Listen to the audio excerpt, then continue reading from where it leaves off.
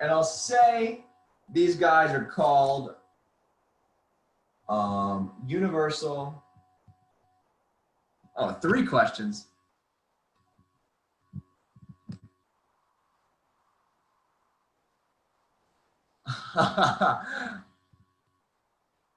Oh, that's insane. Interesting. I did not know Venus has life. Organic compounds, I'm sorry. So these are called universal, speaking of the universe, universal conditional statements. Because remember, if-then statements are called conditional statements, but now instead of, it is cool. But yes, these are universal conditional statements. But now instead of making a conditional statement about one specific thing, one data point, just the rock, now you make a conditional statement about an entire universe, about an entire domain. So for example,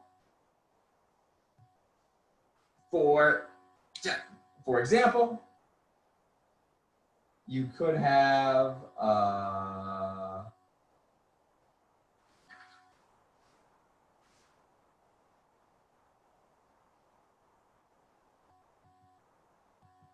if x squared is even, then x will be even for all x integers, right? And the way you write this, first of all, this is a universal statement, right? Because it says for all x integers. So what this is equivalent to is for all x in the integers, x squared is even implies x is even. All right, and then this bad boy, true or false? What do you guys think? True. True. True. It is true that whenever x squared is even, x will be even. But does x squared being even cause x to be even?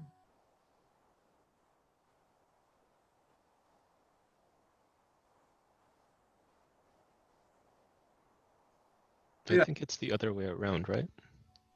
It just so happens to be a biconditional statement, but Yeah. So this is weird. If anything, if you're kind of talking about cause and effect, it's kind of the other way around. It's kind of like if x is even, you know x squared is going to be even. And so what that means is that if x squared is even, it had to come from an even x.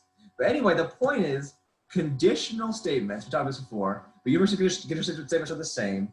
They don't have to be cause and effect. Maybe a better example would be if we said, if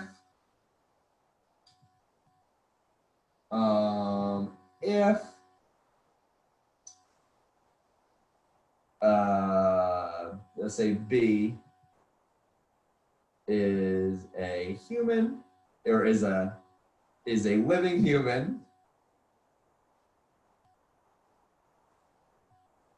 then B has blood.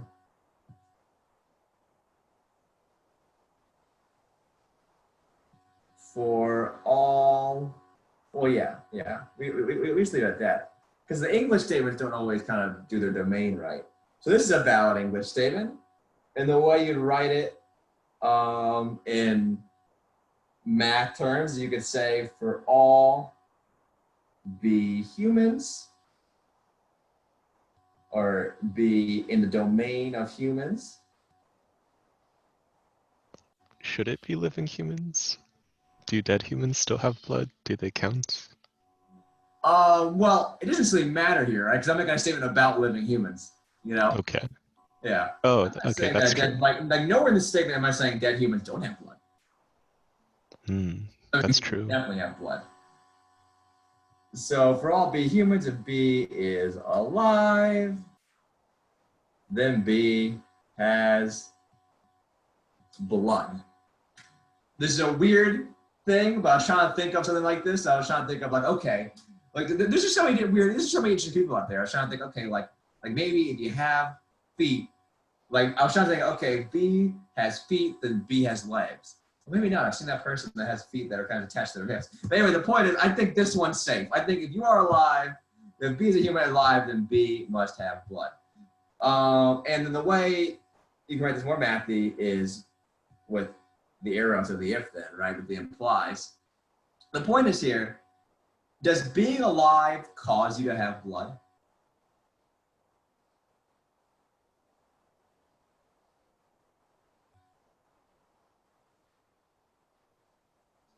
I mean, sort of, right? Like blood is produced as a function of being alive. That's actually a good point. It's circular. Maybe I should say, let's go back to the classic. The classic. If B is a living human, then B was born.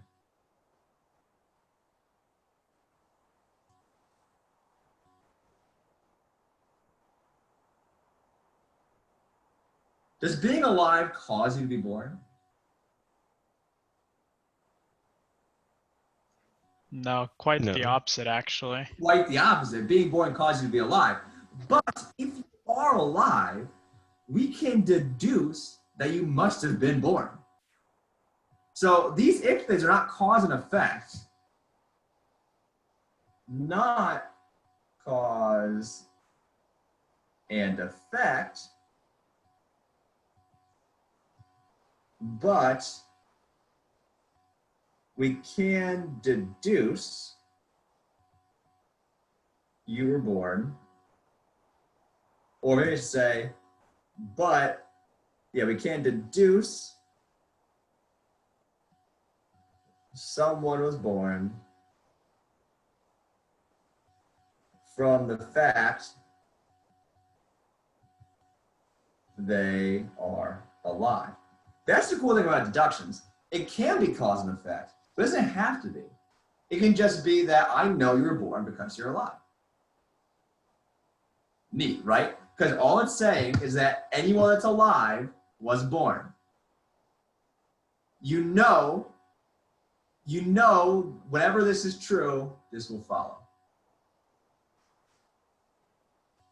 Interesting, right? I think it's interesting. The point is here that this is a kind of real true deduction because it's saying something about all humans. It's making a claim about all people.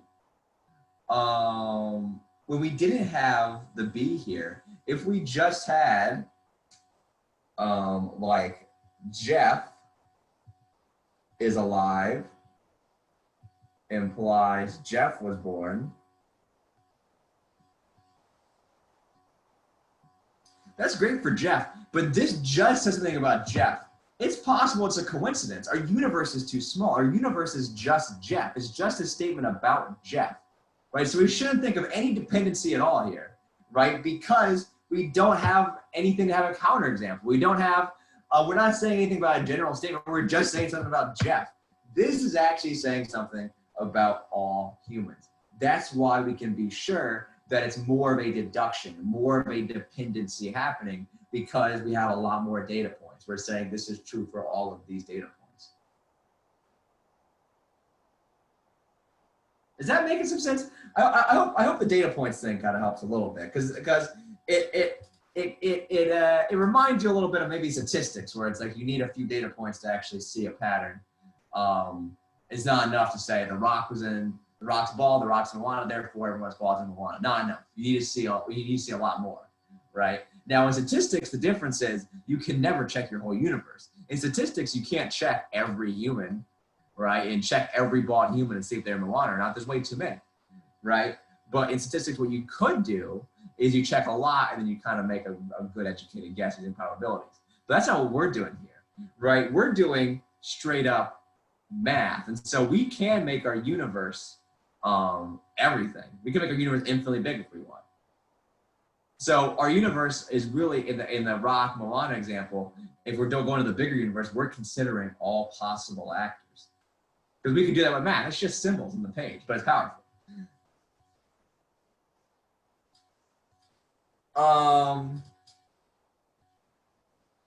Yeah, let's do more.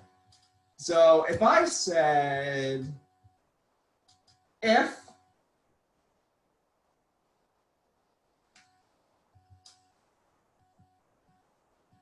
X is an American citizen,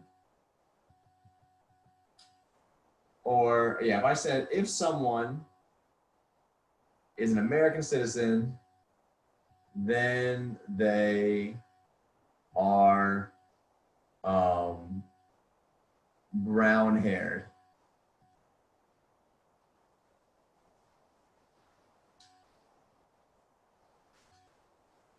I would just write this in terms of math.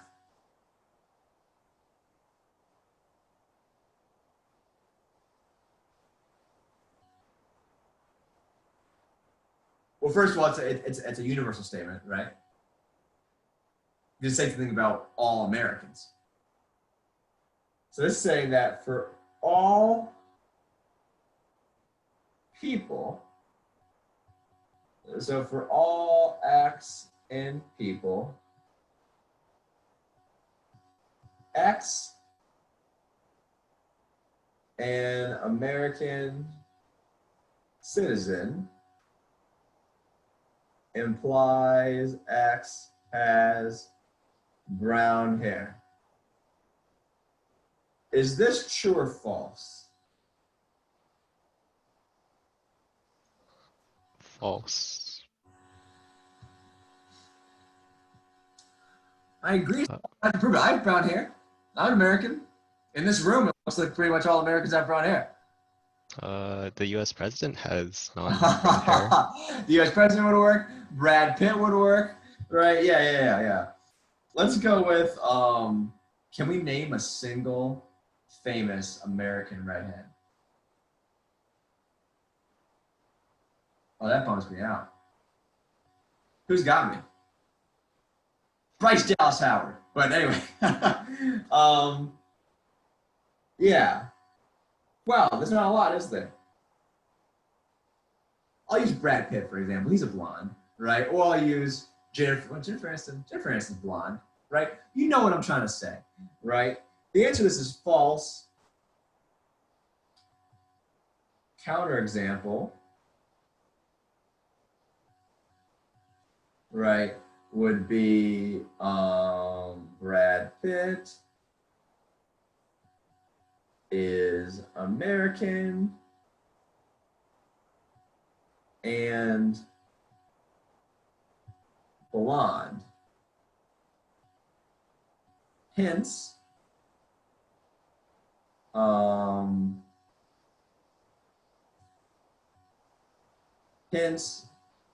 there is an X in people, mainly Brad Pitt,